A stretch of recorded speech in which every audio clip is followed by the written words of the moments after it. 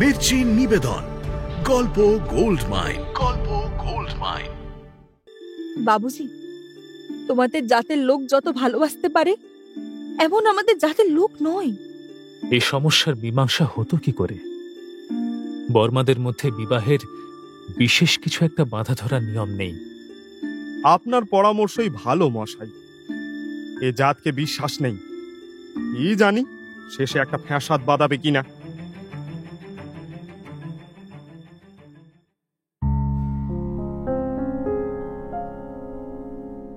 মির্চি গল্প গোল্ড মাইনে আপনাকে স্বাগত। মণিমাণিক্যে ভরা বাংলা সাহিত্যের কিছু কালোজয়ী উপন্যাস ও গল্প দিয়ে সাজানো আমাদের এই মির্চি গল্প গোল্ড মাইন।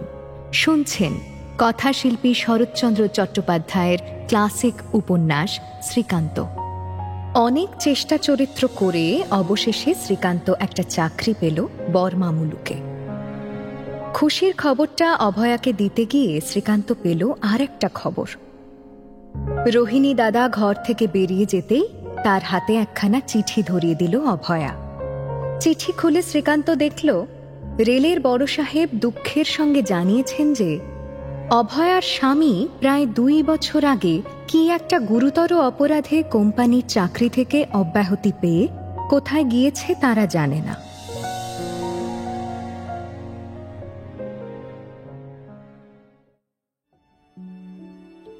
এখন আপনি কি উপদেশ দেন?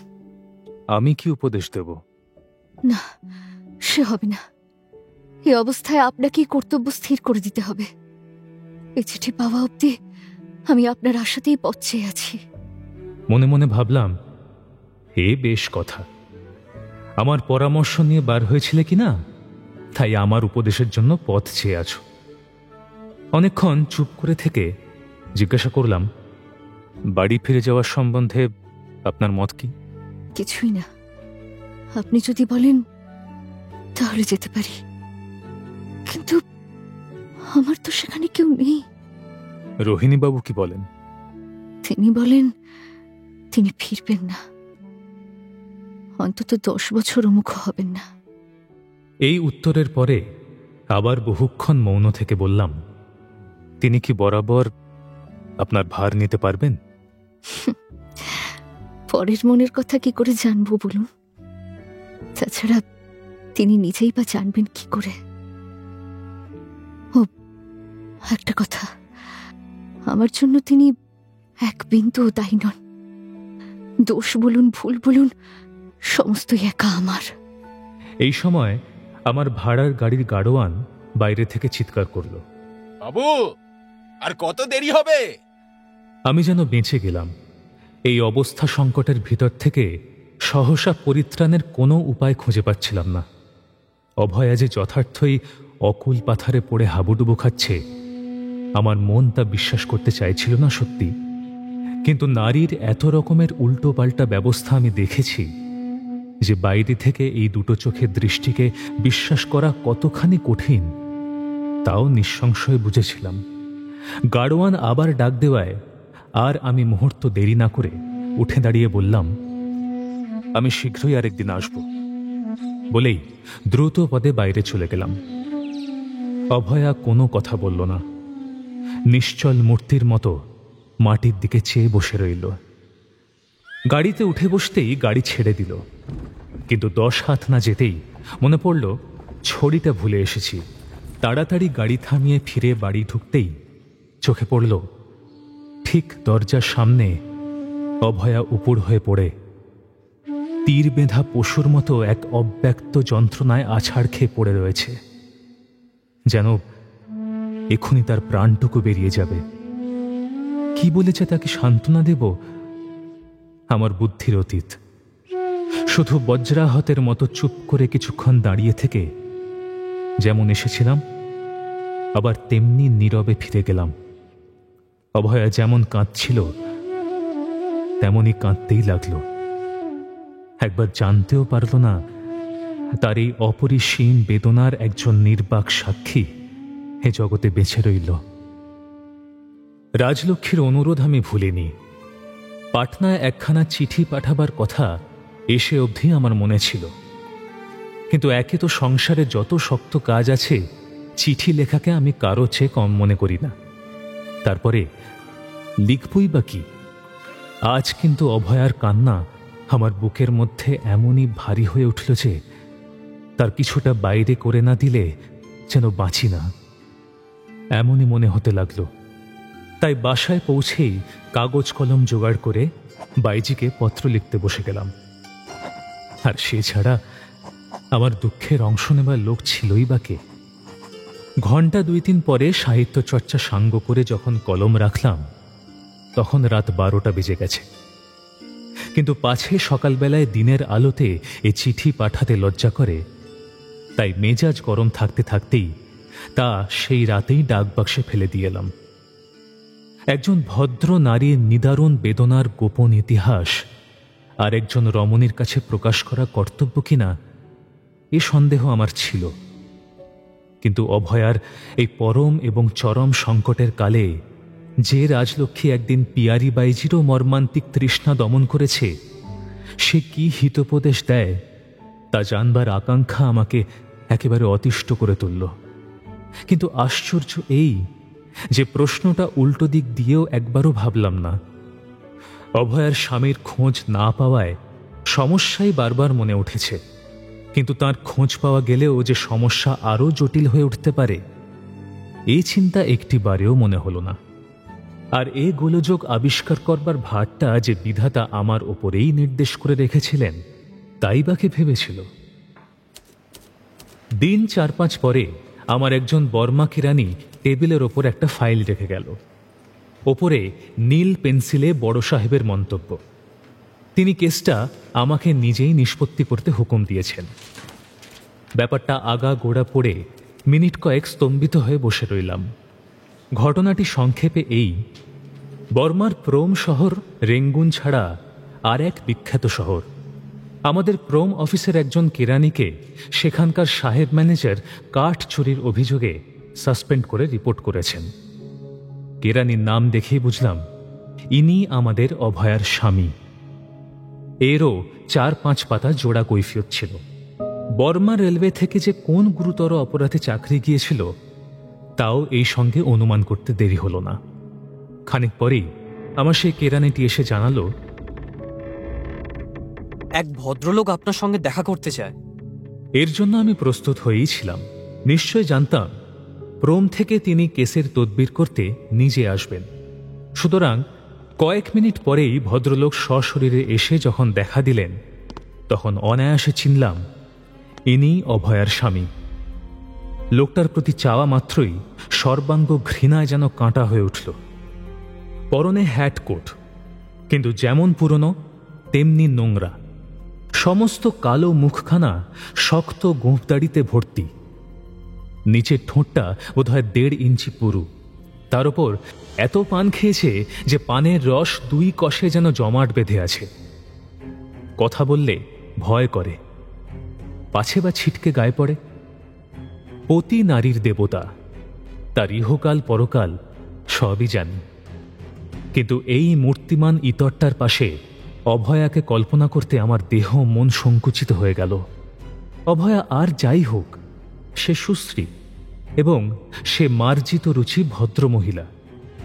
কিন্তু এই বুনো মোষটা যে বর্মার কোন গভীর জঙ্গল থেকে হঠাৎ বার হয়ে এলো, তা যে দেবতা একে সৃষ্টি করেছেন তিনিই বলতে পারেন। তাকে বসতে ইঙ্গিত করে জিজ্ঞাসা করলাম, আপনার বিরুদ্ধে নালিশটা কি সত্যি? প্রত্যুত্তরে লোকটা মিনিট 10 অনর্গল বকে গেল। মোদ্দা কথাটা এই যে, আমি একেবারে নির্দোষ, বুঝলেন কিনা। তবে আমি থাকায় ওই প্রোম অফিসের সাহেব 2 হাতে লুট করতে পারেননি বলেই তার আক্রোশ, বুঝলেন কিনা। ওই কোনো রকমে আমাকে সরিয়েই একজন নিজের লোক ভর্তি করাই তার অভিসন্ধি, বুঝলেন কিনা। আমি বোঝা তো দূরের কথা, এক বিন্দুও বিশ্বাস করলাম না। বললাম, এ চাকরি গেলেই বা আপনার বিশেষ কি ক্ষতি? আপনার মতো দক্ষ কাজ জানা লোকের বর্মামূলকে কাজের ভাব নাকি? রেলওয়ের চাকরি গেলে কদিনই বা আপনাকে বসে থাকতে হয়েছিল? রেলওয়ের কথাটা শুনে লোকটা প্রথমে থতমত খেয়ে পরে বলল, যা বলেছেন তা নেহাত মিথ্যে বলতে পারি নেই, কিন্তু কি জানেন মশাই, ফ্যামিলি ম্যান, অনেকগুলো বাচ্চা কাচ্চা, বুঝলেন কি না। আপনি কি বর্মার মেয়ে বিয়ে করেছেন নাকি? ওই সাহেব বেটা রিপোর্টে লিখেছে বুঝি, এর থেকেই বুঝবেন শালার রাগ, বুঝলেন কি না। বলে আমার মুখের দিকে চেয়ে একটুখানি নরম হয়ে বলল, আপনি বিশ্বাস করেন? তাতেই বা দোষ কি? যা বলেছেন মশাই, তাই তো আমি সবাইকে বলি, যা করব তা বোল্ডলি স্বীকার করব, বুঝলেন কি না। হ্যাঁ, আমার এমন ভেতরে এক বাইরে এক ওই সব নেই। পুরুষ মানুষ, বুঝলেন কি না, পুরুষ মানুষ, যা বলবো স্পষ্ট বলবো মশাই, আমার সব ঢাক ঢাক নেই, বুঝলেন কি না। আর এমনিতেও দেশেও তো কেউ কোথাও নেই, তাই এখানেই যখন চিরকাল চাকরি করে খেতে হবে, তাই বুঝলেন কি না মশাই। সমস্তই বুঝেছি। তা আপনার দেশে কি কেউ নেই? আগে না, কেউ কোথাও নেই, কাকস্য পরিবেদনা, বুঝলেন কি না। থাকলে কি এই সূর্যি মামার দেশে আসতে পারতাম?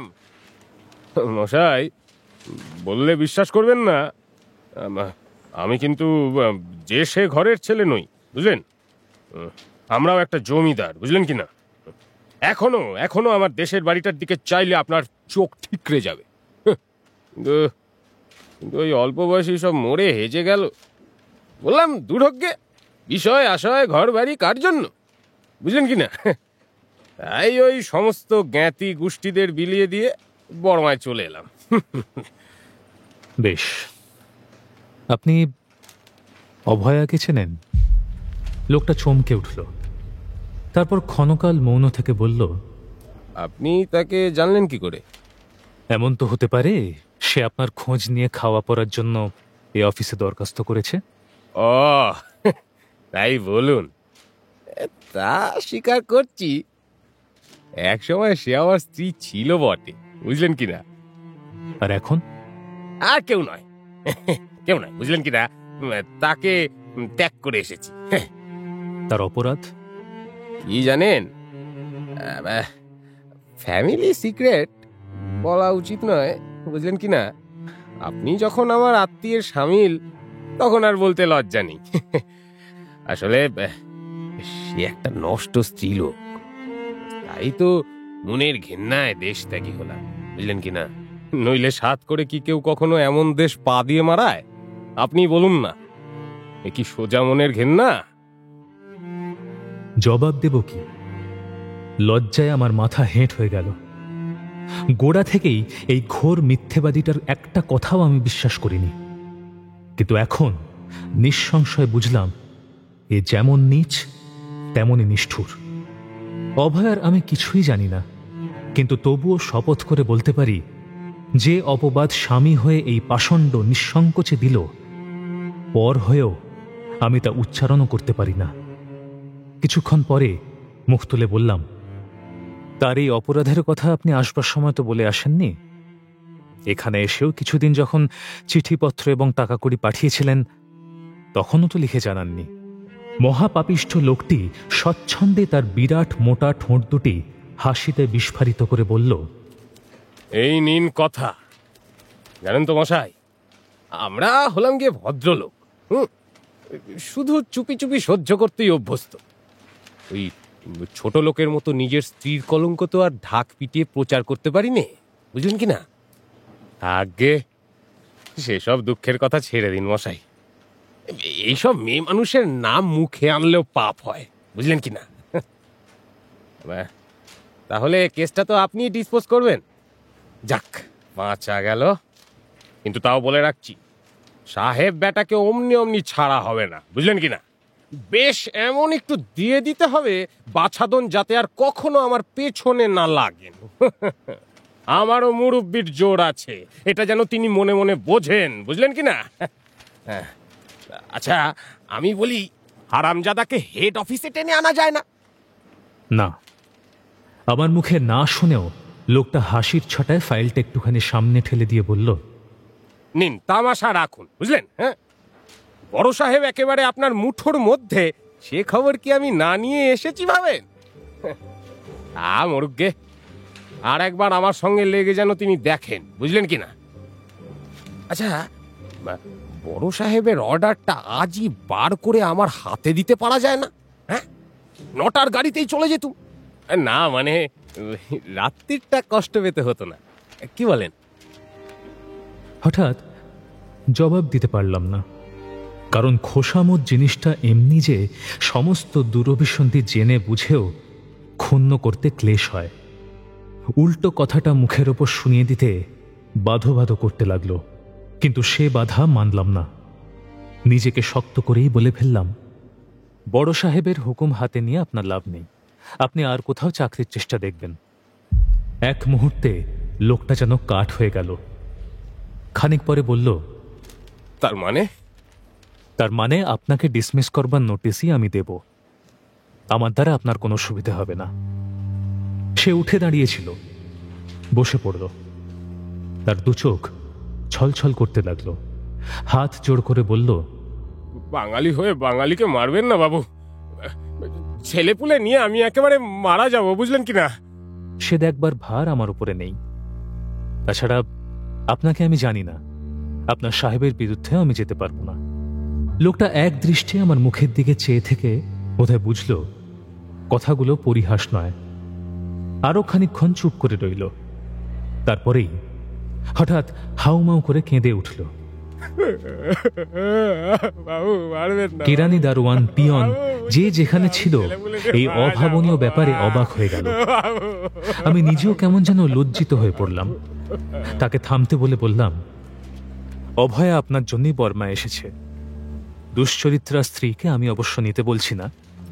সমস্ত কথা শুনেও যদি সে মাপ করে, যদি তার কাছ থেকে চিঠি আনতে পারেন, আপনার চাকরি আমি বজায় রাখার চেষ্টা করে দেখব। না হলে আর আমার সঙ্গে দেখা করে লজ্জা দেবেন না। আমি মিথ্যে কথা বলি না। এই নীচ প্রকৃতির লোকগুলো যে অত্যন্ত ভীরু হয় তা জানতাম। সে চোখ মুছে জিজ্ঞাসা করল, তা সে কোথায় আছে? কাল এমনি সময় আসবেন, তার ঠিকানা বলে দেব। লোকটা আর কোনো কথা না বলে দীর্ঘ সেলাম করে প্রস্থান করল। সন্ধেবেলায় আমার মুখ থেকে সমস্ত কথা শুনে অভয়া নিঃশব্দে নত মুখে আঁচল দিয়ে শুধু চোখ মুছল, কিছুই বলল না। আমার ক্রোধেরও সে কোনো জবাব দিল না। অনেকক্ষণ পরে আবার আমিই জিজ্ঞাসা করলাম, তুমি তাকে মাপ করতে পারবে? অভয়া শুধু ঘাড় নেড়ে তার সম্মতি জানালো। তোমাকে নিয়ে যেতে চাইলে যাবে? সে তেমনি মাথা নেড়ে জবাব দিল, বর্মা মেয়েদের স্বভাব যে কি সে তো তুমি প্রথম দিনই টের পেয়েছ। তবু সেখানে যাওয়ার সাহস হবে? এবার অভয়া মুখ তুলতে দেখলাম তার দু চোখ দিয়ে অশ্রুর ধারা বইছে। সে কথা বলতে চেষ্টা করল, কিন্তু পারল না। তারপরে বারবার আঁচলে চোখ মুছে রুদ্ধস্বরে বলল, না গেলে আর আমার উপায় কি বলুন? কথাটা শুনে খুশি হব কি চোখের জল ফেলব ভেবে পেলাম না, কিন্তু উত্তর দিতে পারলাম না। সেদিন আর কোনো কথা হলো না। বাসায় ফেরার সমস্ত পথটা এই একটা কথাই বারবার নিজেকে আমি জিজ্ঞাসা করতে লাগলাম, কিন্তু কোনো দিকে চেয়ে কোনো উত্তর খুঁজে পেলাম না। শুধু বুকের ভিতরটা, তা সে কার উপর জানি না, একদিকে যেমন নিষ্ফল ক্রোধে জ্বলে জ্বলে উঠতে লাগলো, অন্যদিকে তেমনই এক নিরাশ্রয় রমণীর তার চেয়েও বেশি নিরুপায় প্রশ্নে ব্যথিত ভারাক্রান্ত হয়ে রইল।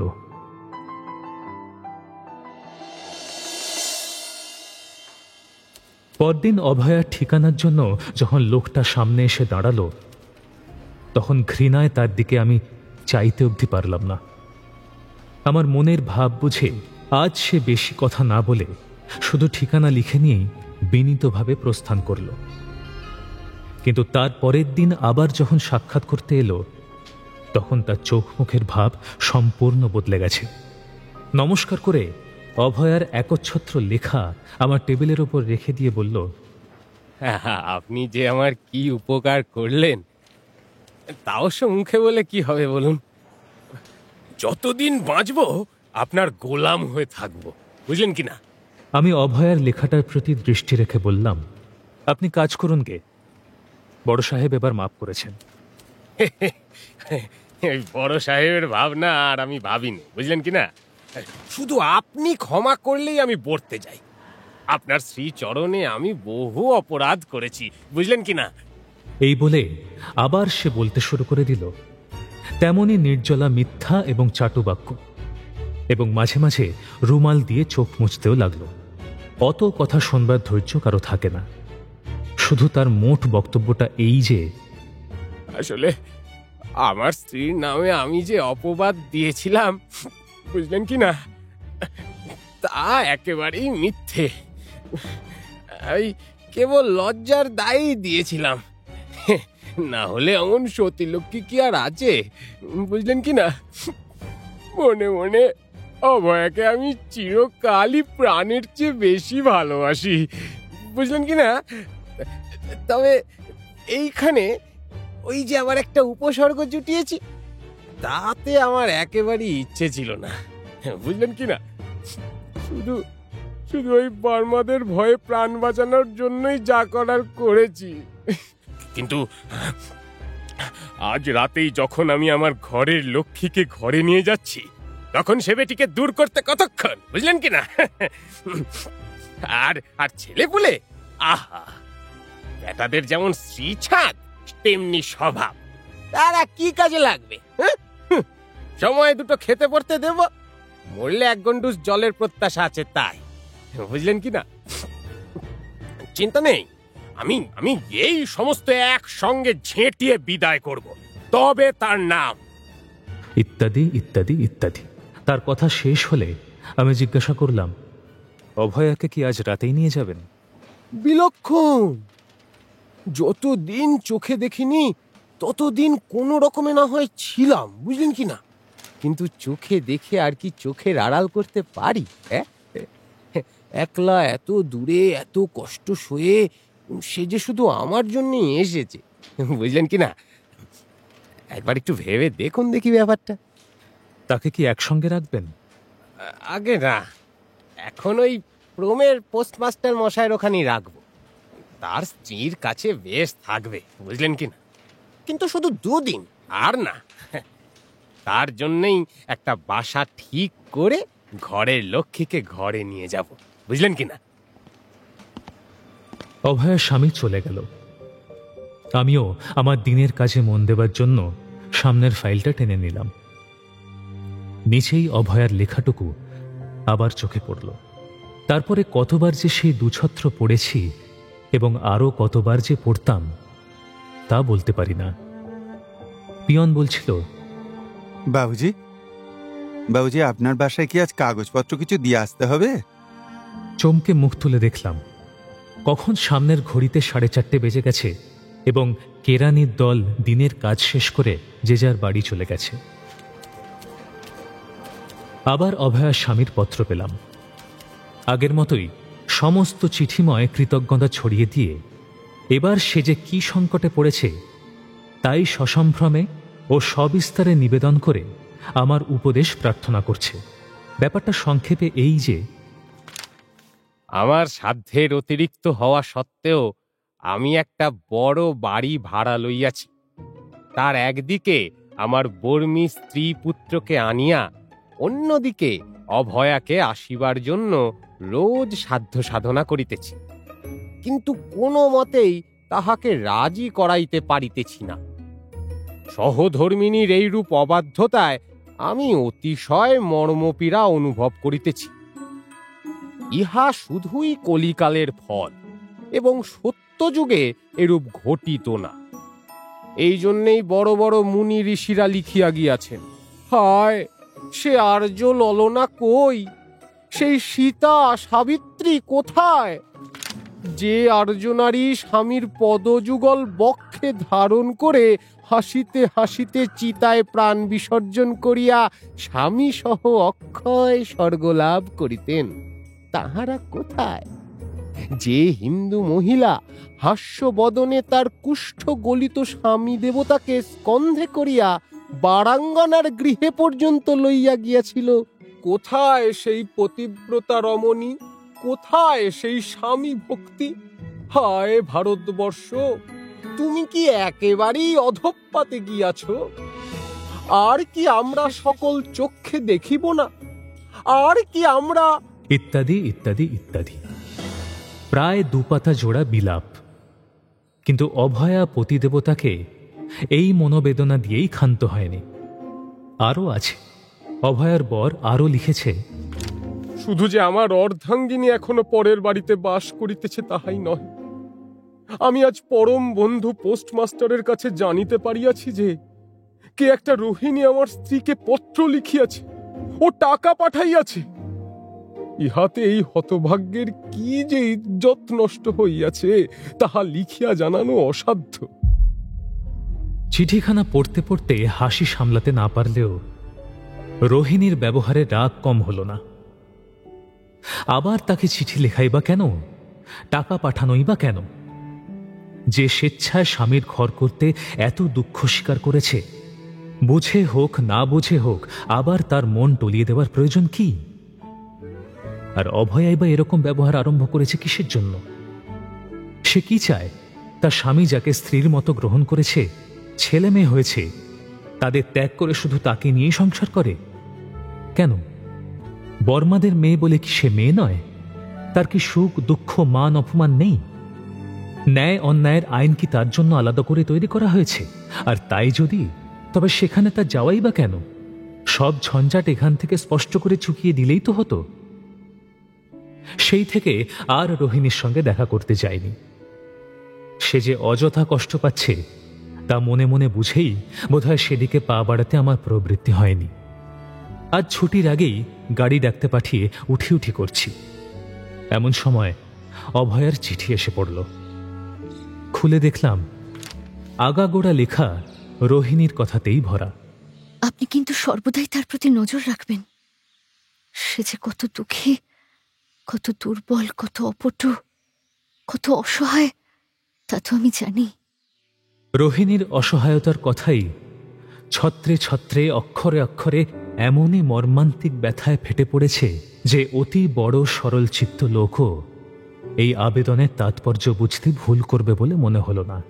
নিজের সুখ দুঃখের কথা প্রায় কিছুই নেই, তবে পত্রের শেষে জানিয়েছে, নানা কারণে এখন আমি সেইখানেই আছি যেখানে এসে প্রথমে উঠেছিলাম।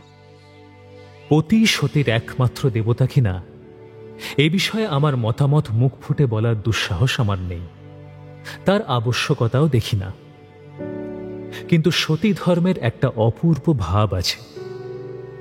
দুঃসহ দুঃখ ও একান্ত অন্যায়ের মধ্যেও তার মহিমা বিরাট, যা আমার অন্নদা দিদির স্মৃতির সঙ্গে চিরদিন মনের ভিতরে জড়িয়ে আছে। জানি জানি সবাই অন্নদা দিদি নয়।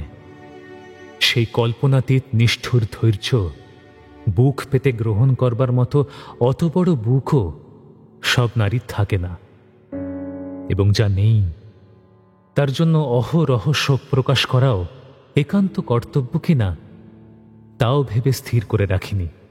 কিন্তু তবুও সমস্ত মনটা বেদনায় ভরে গেল। রাগ করেই গাড়িতে গিয়ে উঠলাম এবং সেই অপদার্থ পরস্ত্রীতে আসক্ত রোহিণীটাকে বেশ করে দুকথা শুনিয়ে আসব তাই মনে মনে আবৃত্তি করতে করতে তার বাসার দিকে রওনা হলাম।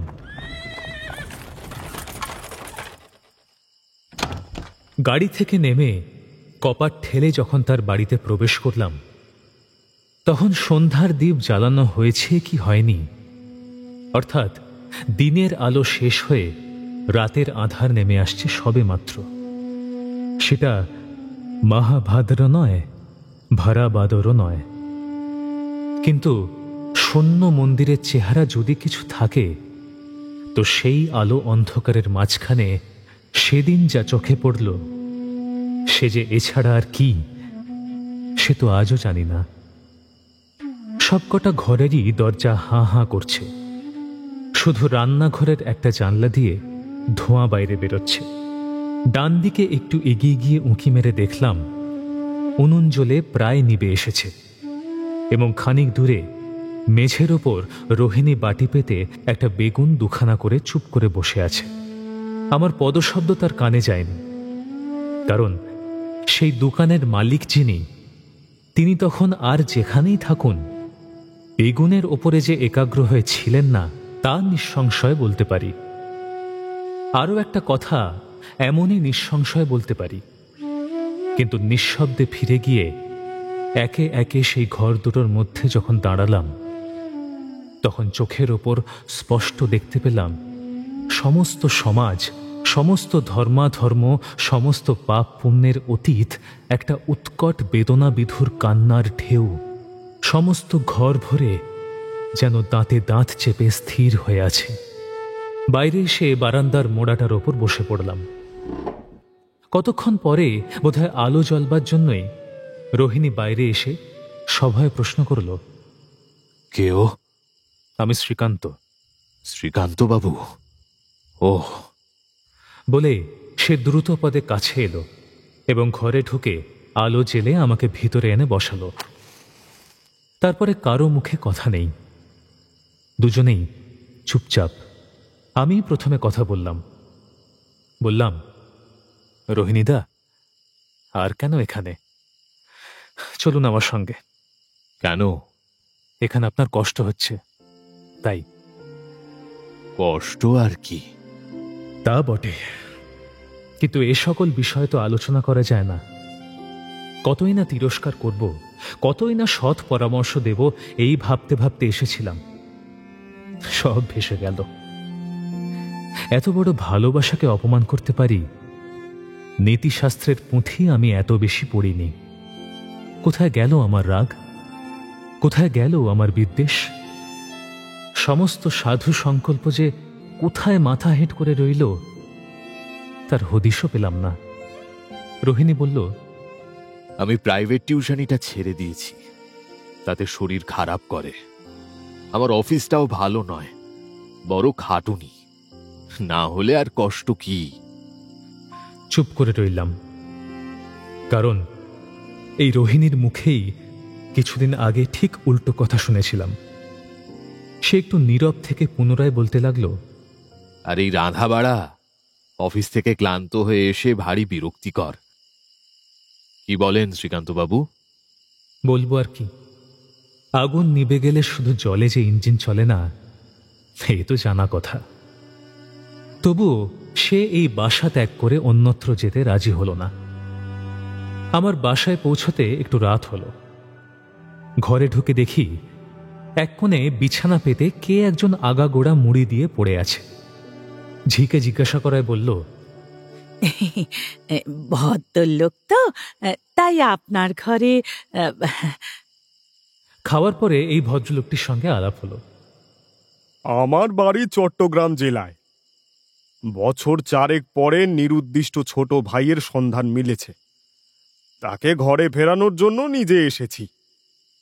মশাই, গল্পে শুনি আগে কামরূপের মেয়েরা বিদেশি পুরুষদের ভেড়া করে ধরে রাখত। কি জানি সেকালে তারা কি করত, কিন্তু একালে বর্মা মেয়েদের ক্ষমতা যে তার চেয়ে এক তিল কম নয়, সে আমি হাড়ে হাড়ে টের পেয়েছি। আরো অনেক কথা বলে তিনি ছোট ভাইকে উদ্ধার করতে আমার সাহায্য ভিক্ষা করলেন। তাঁর এই সাধু উদ্দেশ্য সফল করতে আমি কোমর বেঁধে লাগব এই কথা দিলাম। কেন তা বলাই বাহুল্য। পরদিন সকালে সন্ধান করে ছোট ভাইয়ের বর্মা শ্বশুর বাড়িতে গিয়ে উপস্থিত হলাম। বড় ভাই আড়ালে রাস্তার ওপর পায়চারি করতে লাগলেন। ছোট ভাই উপস্থিত ছিলেন না, সাইকেল করে সকালের হাওয়া খেতে বার হয়েছিলেন। বাড়িতে শ্বশুর শাশুড়ি নেই, শুধু স্ত্রী, তার একটি ছোট বোন এবং জন্দুই দাসী নিয়ে সে বাস করে। এদের জীবিকা বর্মা চুরুট তৈরি করা। তখন সকালে সবাই এই কাজেই ব্যস্ত ছিল। আমাকে বাঙালি দেখে এবং সম্ভবত তার স্বামীর বন্ধু ভেবে সমাদরের সঙ্গে গ্রহণ করল। ব্রহ্মদেশের মেয়েরা অত্যন্ত পরিশ্রমী, কিন্তু পুরুষেরা তেমনই অলস। ঘরের কাজ থেকে শুরু করে বাইরের ব্যবসা বাণিজ্য প্রায় সমস্তই মেয়েদের হাতে। তাই লেখাপড়া তাদের না শিখলেই নয়। কিন্তু পুরুষদের কথা আলাদা। শিখলে ভালো, না শিখলেও লজ্জা হয় না। নিষ্কর্মা পুরুষ স্ত্রীর উপার্জনের অন্ন বাড়িতে ধ্বংস করে, কিংবা বাইরে তারই পয়সায় বাবুয়ানা করে বেড়ালেও লোকে আশ্চর্য হয় না। স্ত্রীরাও ছি ছি করে, ঘ্যান ঘ্যান প্যান প্যান করে অতিষ্ঠ করে তোলা আবশ্যক মনে করে না, বরঞ্চ এটাই কতকটা যেন তাদের সমাজের স্বাভাবিক আচার বলে স্থির হয়ে গেছে। মিনিট 10 মধ্যে বাবু সাহেব সাইকেলে চেপে ফিরে এলেন। তার সর্বাঙ্গে ইংরেজি পোশাক, হাতে 2-3টে আংটি, ঘড়ি, চেন।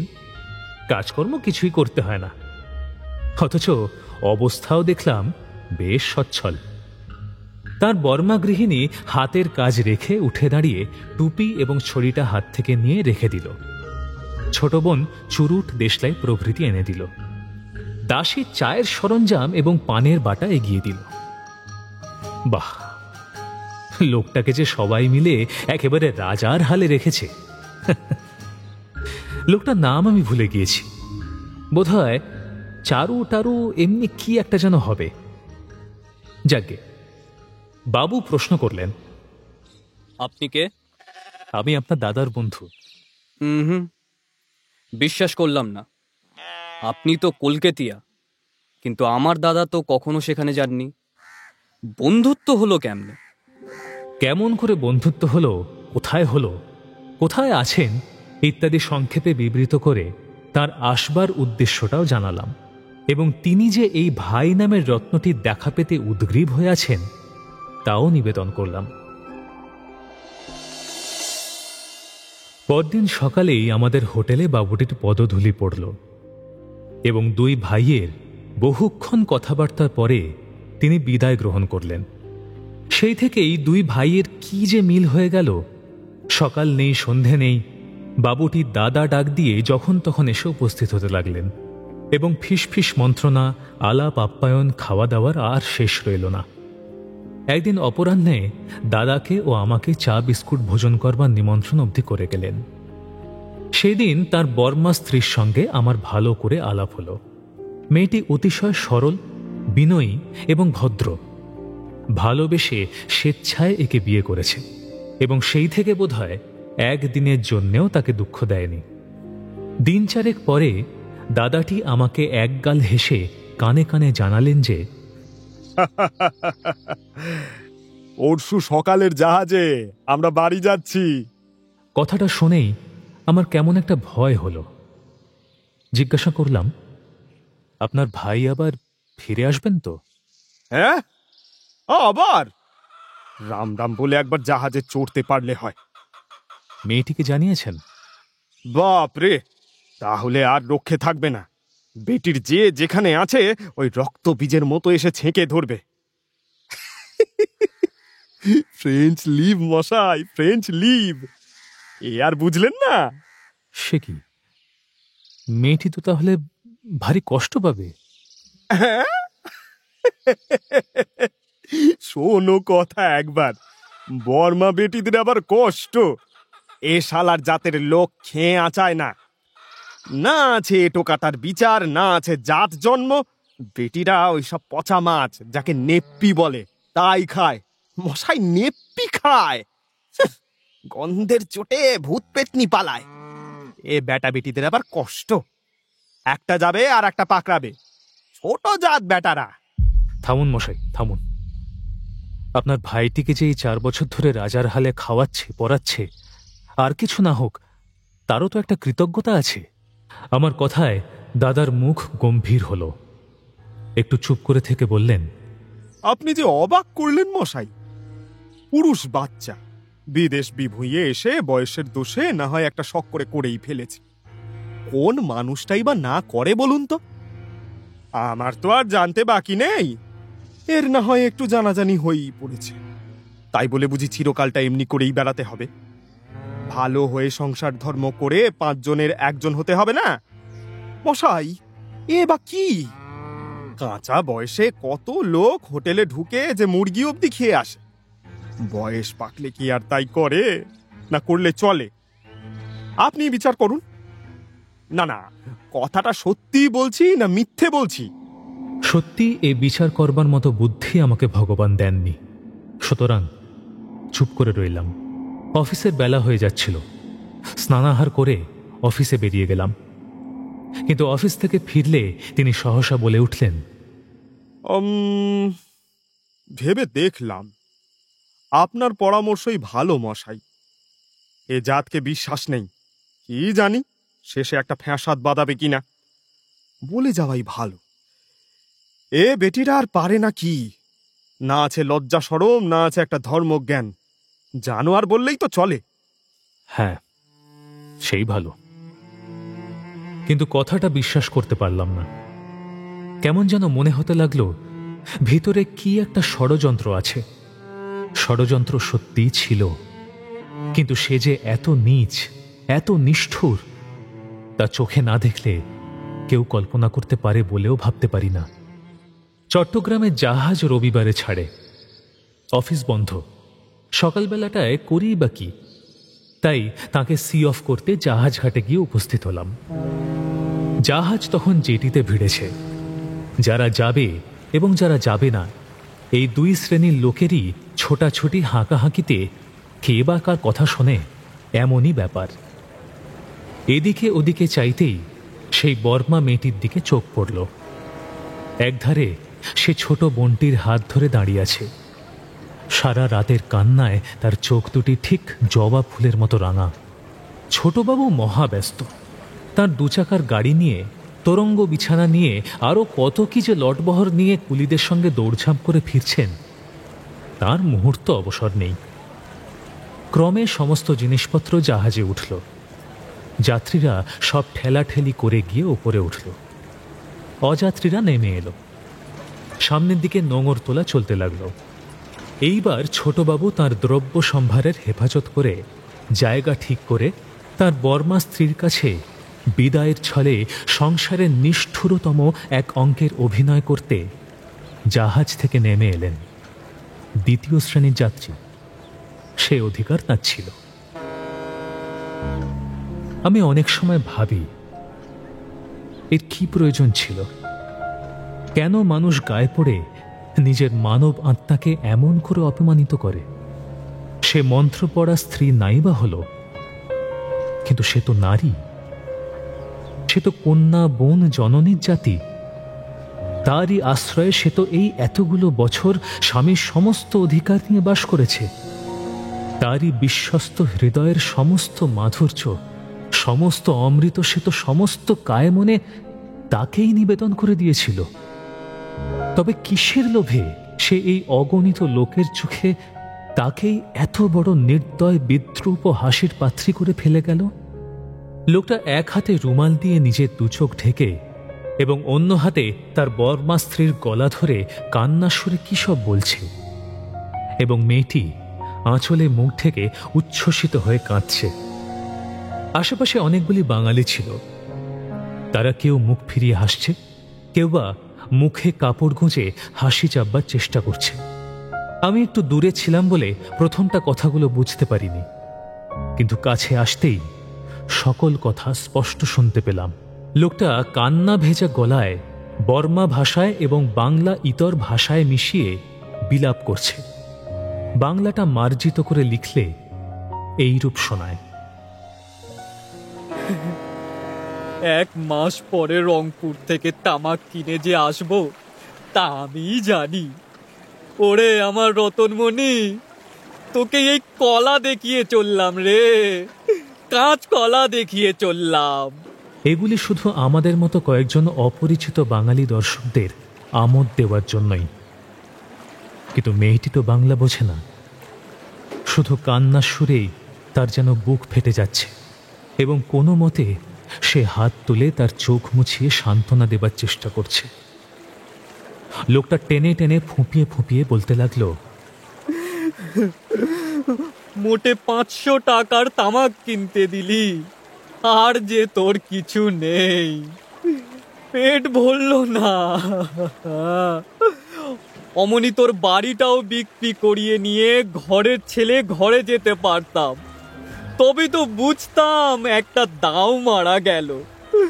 এ যে কিছুই হলো না রে, কিছুই হলো না। আশেপাশের লোকগুলো চাপা হাসিতে ফুলে ফুলে উঠতে লাগলো, কিন্তু যাকে নিয়ে এত আমোদ তার চোখ কান তখন দুঃখের বাষ্পে একেবারে সমাচ্ছন্ন। মনে হতে লাগলো বুঝি বেদনার ভারে ভেঙে পড়বে। খালাসিরা ওপর থেকে ডেকে বলল, বাবু, সিঁড়ি তোলা হচ্ছে। লোকটা গলা ছেড়ে দিয়ে তৎক্ষণাৎ সিঁড়ি অবধি গিয়েই আবার ফিরে এলো। মেয়েটির হাতে সাবেক কালের একটা ভালো চুনির আংটি ছিল। সেইটির ওপর হাত রেখে কাঁদতে কাঁদতে বলল, ওরে দে রে দে, আংটিটাও বাগিয়ে নিয়ে যাই। যেমন করে হোক 200-250 টাকা তো দাম হবে, এটাই বা ছাড়ি কেন? দে দে দে, আংটিটাও দে। মেয়েটি তাড়াতাড়ি সেটা খুলে প্রিয়তমের আঙুলে পরিয়ে দিল। যথা লাভ, ভালো থাকিস। বলে লোকটা কাঁদতে কাঁদতে দ্রুত পদে সিঁড়ি দিয়ে ওপরে গিয়ে উঠল। জাহাজ জেটি ছেড়ে ধীরে ধীরে দূরে সরে যেতে লাগলো এবং মেয়েটি মুখে আঁচল চাপা দিয়ে হাঁটু গেড়ে সেখানেই বসে পড়ল। অনেকেই দাঁত বার করে হাসতে হাসতে চলে গেল। নানা মন্তব্য উড়ে এলো। আচ্ছা ছেলে বটে, বাহাদুর ছোকরা। কি মজাটাই না করলো গো, হাসতে হাসতে একেবারে পেটে ব্যথা ধরে গেল। এমনি কত কি মন্তব্য। শুধু আমি কেবল সেই সকলের হাসি তামাশার পাত্রী বোকা মেয়েটার অপরিসীম দুঃখের নিঃশব্দ সাক্ষীর মতো স্তব্ধভাবে দাঁড়িয়ে রইলাম। ছোট বোনটি চোখ মুছতে মুছতে পাশে দাঁড়িয়ে দিদির হাত ধরে টানছিল। আমি কাছে গিয়ে দাঁড়াতেই সে আস্তে আস্তে বলল, বাবুজি এসেছেন দিদি, ওঠো। মুখ তুলে সে আমার দিকে চাইল এবং সঙ্গে সঙ্গে তার কান্না বাঁধ ভেঙে আছড়ে পড়ল। আমার সান্ত্বনা দেবার কি বা ছিল, তবুও সেদিন তার সঙ্গ ত্যাগ করতে পারলাম না। তারই পিছনে পিছনে তারই গাড়িতে গিয়ে উঠলাম। সমস্ত পথটা সে কাঁদতে কাঁদতে শুধু এই কথাই বলতে লাগলো, বাবুজি, বাড়ি আমার আজ খালি হয়ে গেছে। কি করে আমি সেখানে গিয়ে ঢুকবো? 1 মাসের জন্য তামাক কিনতে গেছেন, এই একটা মাস আমি কি করে কাটাবো? বিদেশে না জানি কত কষ্টই হবে। কেন আমি যেতে দিলাম? রেঙ্গুনের বাজারে তামাক কিনে তো এতদিন আমাদের চলছিল, কেন তবে বেশি লাভের আশায় এত দূরে তাকে পাঠালাম? দুঃখে আমার বুক ফাটছে বাবুজি। আমি পরের জাহাজেই তার কাছে চলে যাব। এমনই কত কি সে বলে গেল। আমি একটা কথারও জবাব দিতে পারলাম না। শুধু মুখ ফিরিয়ে জানলার বাইরে চেয়ে চোখের জল গোপন করতে লাগলাম। মেয়েটি বলতে লাগলো, বাবুজি, তোমাদের জাতের লোক যত ভালোবাসতে পারে এমন আমাদের জাতের লোক নয়। তোমাদের মতো দয়া মায়া আর কোনো দেশের লোকের নেই। একটু থেমে আবার বার 2-3 চোখ মুছে বলতে লাগলো, বাবুজিকে ভালোবেসে যখন দুজনে একসঙ্গে বাস করতে লাগলাম, কত লোক আমাকে ভয় দেখিয়ে নিষেধ করেছিল, কিন্তু আমি কারোর কথা শুনিনি। এখন কত মেয়ে আমাকে হিংসে করে। চৌমাথার কাছে এসে আমি বাসায় যেতে চাইলে সে ব্যাকুল হয়ে 2 হাত দিয়ে গাড়ির দরজা আটকে বলল, না বাবুজি, তা হবে না। তুমি আমার সঙ্গে গিয়ে 1 পেয়ালা চা খেয়ে আসবে, চলো। আপত্তি করতে পারলাম না। গাড়ি চলতে লাগলো। সে হঠাৎ প্রশ্ন করল, আচ্ছা বাবুজি, রংপুর কত দূর? তুমি কখনো গিয়েছো? সে কেমন জায়গা? অসুখ করলে ডাক্তার মিলে তো? হ্যাঁ, মেলে বই কি। আমি বাইরের দিকে চেয়ে তাকে জবাবটা দিলাম। সে একটা নিঃশ্বাস ফেলে বলল, ভগবান তাকে ভালো রাখুন। তার দাদাও সঙ্গে আছেন, তিনি খুব ভালো লোক। ছোট ভাইকে প্রাণ দিয়ে দেখবেন। তোমাদের যে মায়ার শরীর, আমার কোনো ভাবনা নেই। না বাবুজি? চুপ করে বাইরের দিকে চেয়ে শুধু ভাবতে লাগলাম, এই মহাপাতকের কতখানি অংশ আমার নিজের আলস্যবশতই হোক বা চোখ লজ্জাতেই হোক বা হতবুদ্ধি হয়েই হোক, এই যে মুখ বুঝে এত বড় অমত অনুষ্ঠিত হতে দেখলাম, একটি কথাও বললাম না। এর অপরাধ থেকে কি আমি অব্যাহতি পাব? আর তাই যদি হবে, তো মাথা তুলে সোজা হয়ে বসতে পারি না কেন? তার চোখের দিকে চাইতে সাহস হয় না। কিসের জন্য? চা বিস্কুট খেয়ে তাদের বিবাহিত জীবনের লক্ষ কোটি তুচ্ছ ঘটনার বিস্তৃত ইতিহাস শুনে যখন বাড়ির বাইরে এলাম, তখন বেলা আর বেশি নেই। ঘরে ফিরতে ইচ্ছে হলো না। দিনের শেষে কাজ শেষে সবাই বাসায় ফিরছে। দা ঠাকুরের হোটেল তখন নানাবিধ গুলতানিতে মুখরিত। এই সমস্ত গোলমাল যেন বিষের মতো মনে হতে লাগল। একাকী পথে পথে ঘুরে কেবলই মনে হতে লাগল, এই সমস্যার মীমাংসা হতো কি করে? বর্মাদের মধ্যে বিবাহের বিশেষ কিছু একটা বাঁধা ধরা নিয়ম নেই।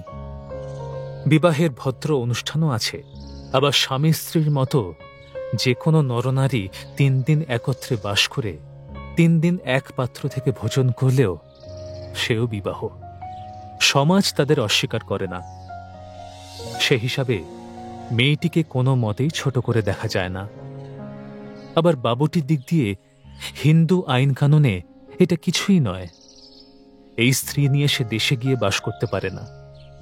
হিন্দু সমাজ তাদের গ্রহণ না হয় নাই করল, কিন্তু আপামর সাধারণ যে ঘৃণার চোখে দেখবে, সেও সারা জীবন সহ্য করা কঠিন। হয় চিরকাল প্রবাসে নির্বাসিতের মতো বাস করা, না হয় এই দাদাটি ছোট ভাইয়ে যে ব্যবস্থা করল তাই ঠিক। অথচ ধর্ম কথাটার যদি কোনো অর্থ থাকে, তো সে হিন্দুরই হোক বা আর কোনো জাতিরই হোক, এত বড় একটা নৃশংস ব্যাপার যে কি করে ঠিক হতে পারে, সে তো আমার বুদ্ধির অতীত। এই সব কথা না হয় সময় মতো চিন্তা করে দেখব। কিন্তু এই যে কাপুরুষটা আজ বিনা দোষে এই স্বনির্ভর নারীর পরম স্নেহের উপর বেদনার বোঝা চাপিয়ে তাকে মুখ ভেঙচিয়ে কাপুরুষের মতো পালালো, এই আক্রোশটাই আমাকে যেন জ্বালিয়ে পুড়িয়ে মারছে। পথের একধার দিয়ে চলছি তো চলছি। বহুদিন আগে একদিন অভয়ার পত্র পড়বার জন্য যে চায়ের দোকানে প্রবেশ করেছিলাম, সেই দোকানদারটি বোধহয় আমাকে চিনতে পেরে ডাক দিয়ে বলল, বাবু সাহেব আইয়ে। হঠাৎ যেন ঘুম ভাঙল। দেখলাম এ সেই দোকান এবং ওই রোহিণীর বাসা। বিনা বাক্যে তার আহ্বানের মর্যাদা রেখে ভিতরে ঢুকে এক পেয়ালা চা পান করে বাইরে এলাম। রোহিণীর দরজায় ঘা দিয়ে দেখলাম ভিতর থেকে বন্ধ। কড়া ধরে 1-2 নাড়া দিতেই কবাট খুলে গেল। চেয়ে দেখি সামনে অভয়া।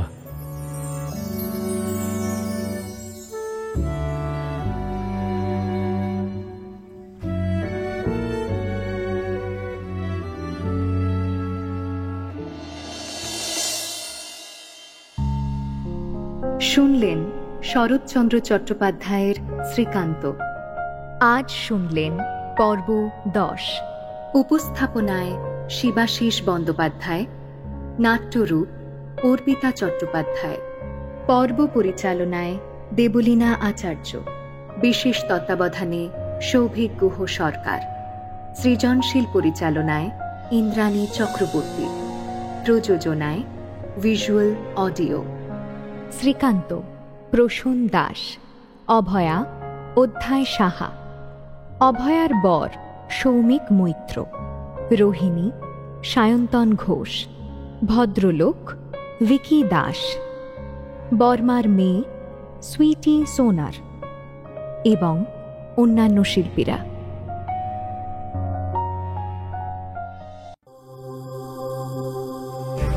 মির্চি নিবেদন গল্প গোল্ড মাইন।